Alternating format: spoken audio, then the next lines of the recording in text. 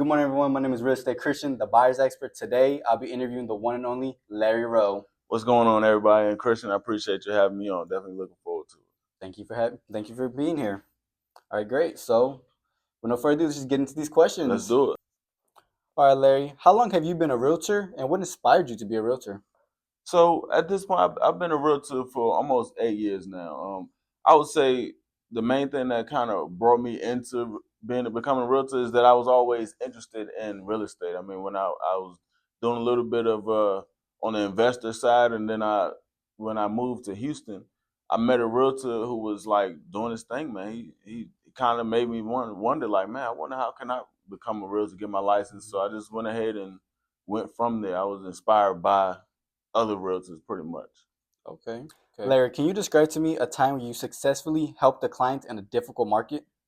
Yeah, so one time I successfully helped one of my clients in a difficult market. It was actually recently. I remember him still a really good friend of mine to this day. So it was an elderly couple, Mr. and Mrs. Manny, and they were both on Social Security income, so they didn't have much to work with. And their pre-approval, they was on pre-approval for like 170-ish.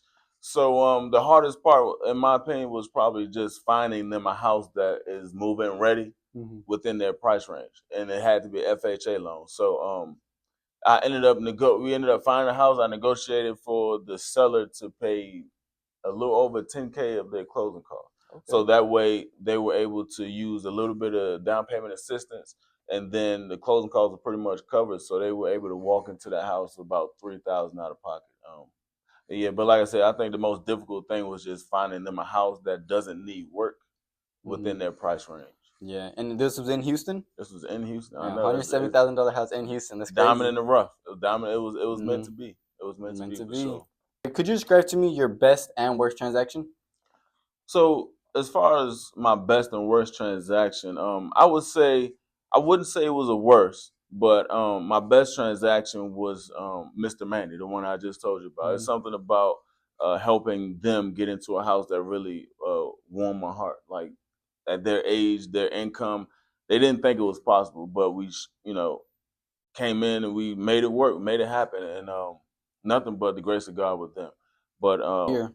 All right, Larry, well, I'm going to put a little pause right there. I actually have a segment for us. I know I didn't tell you about this, so it's kind of a little surprise to you. All right, cool. Hopefully, this all works out. But I got a little segment sponsored by White Picket Realty.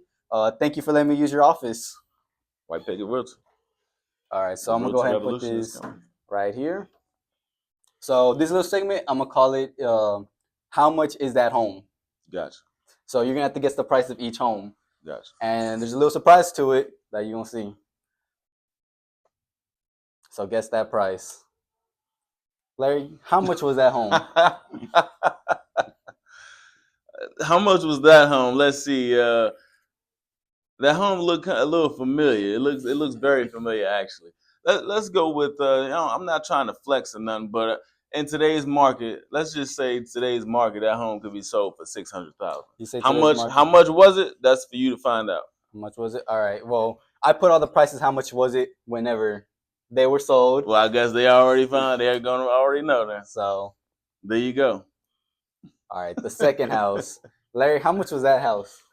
So I remember that house for sure. That was one of my a good client of mine, Mr. Simplest. Shout out to Mr. Simplest out there. That house was, I want to say 438, and that was actually my highest sold house. Let's see. Are you correct? 480. 480. And then the last one, Larry. How much was this home? I remember that home for sure. That was actually pretty recent. Let's see if I can get it down to the T. I want to say that one was 195. 195. Is he correct? 210. 210. Oh man, I need to work on my memory when it comes to these houses. All right, and that's the end of this little segment. We'll get back to the questions. All right, Larry. As a realtor, what's the craziest thing that's happened to you? So as a realtor, I would say the craziest thing that happened to me is I was doing an open house. It was about a $200,000 house, so it wasn't in the best area, but it wasn't in the worst area either. And I actually had a crackhead come into my open house. He walked in, and he was already gone. Like, he came in talking to himself. He actually scared the mess out of him. He came in talking loud to himself. And luckily, I didn't have any other, potential customers in there, so I was able to kind of talk to him. I gave him a couple snacks and kind of let him out of the house. But man, that was probably the craziest thing that's happened to me. Yeah, that sounds like a crackhead walked in. Yep, yeah. And what's part about you? I mean, you can't really do much. It's open house. Exactly. Walk in. Exactly. As a realtor, I mean, have you ever had any awkward moments, either with the client during a transaction? Just I've had a couple of awkward moments. I would say one of the most awkward moments, and it happened actually pretty often, is when you go to show a house, you show your buyer client a house, and the sellers are still in the house. They don't want to leave. So you're trying to walk around and not ask questions and kind of just get in and out of there because it's just awkward when the sellers are still there. In this case, the latest case, the sellers was actually on the backyard doing a barbecue. So they were cooking and they didn't really acknowledge us. I think if they acknowledged us, like, hey, how you doing? Nice, okay, yeah, let me show you around. Then that'd be one thing. But they just looked at us as if, what are you doing here? Like, we're showing the house. That's what we're doing, So it gets kind of awkward when the sellers don't want to leave. I understand. I've had an instance like that too, where we went in, and then they were all still there. And I remember we were trying to look at the bedrooms. They're like, oh, well, they're asleep right now, but you can still go in. Right.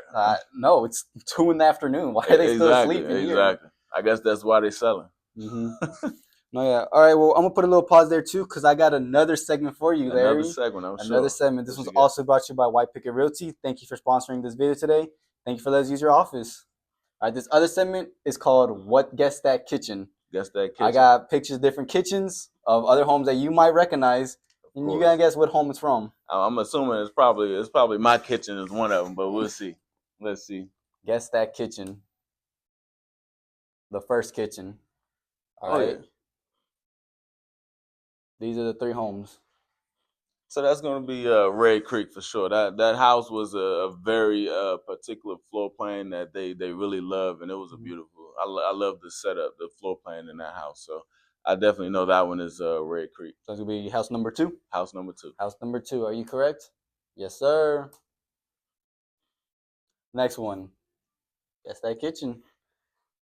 That kitchen. Oh yeah, I remember that kitchen. House number 1, 2, or 3. That's going to be house number 1. That was I remember that kitchen. That was an elderly lady who was ready to move out because she just didn't need that house anymore, and she was moving into a 55 and over community. So very sweet lady, but definitely remember that house. That's house number 1.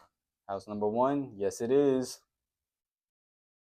And the last one. Guess that kitchen. Definitely can't forget that kitchen. That is, like I said, to this day, one of my favorite clients. Hold on. Go back. Oh, Larry. What happened, Larry? He kind of threw a curveball in there. Let me see. He threw a curveball in there.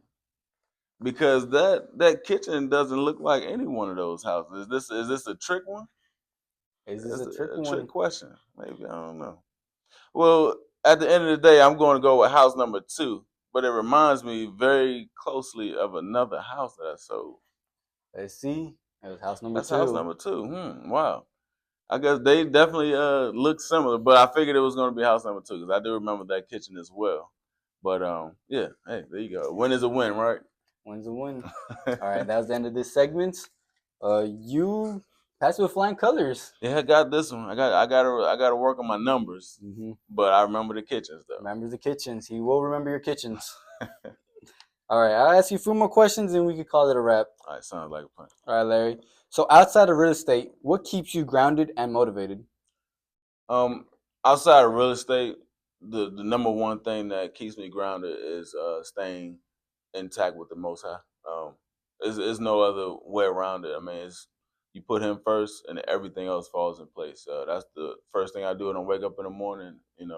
I talk to my Elohim, pray to Him, and then I get to my day, work out, whatever the case is. But that's the number one and only thing that keeps me grounded and keeps me going outside of real estate. And of course, up next is my family because they're the reason that I do what I do.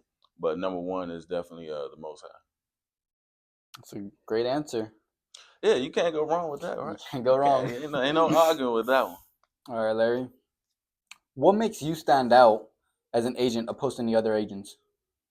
I would say the number one thing that helps me stand out is my background, my military background. That it really helped me instill discipline in myself, and to be able to transfer that to my business is really what very important in my eyes. When it comes to communication, when it comes to integrity, having those hard conversations with clients, it really helped me out for sure.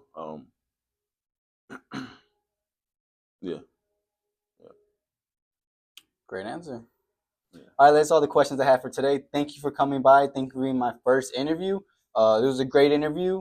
It was great little segments that we had. Thank you for coming on. Thank you for sharing everything you had.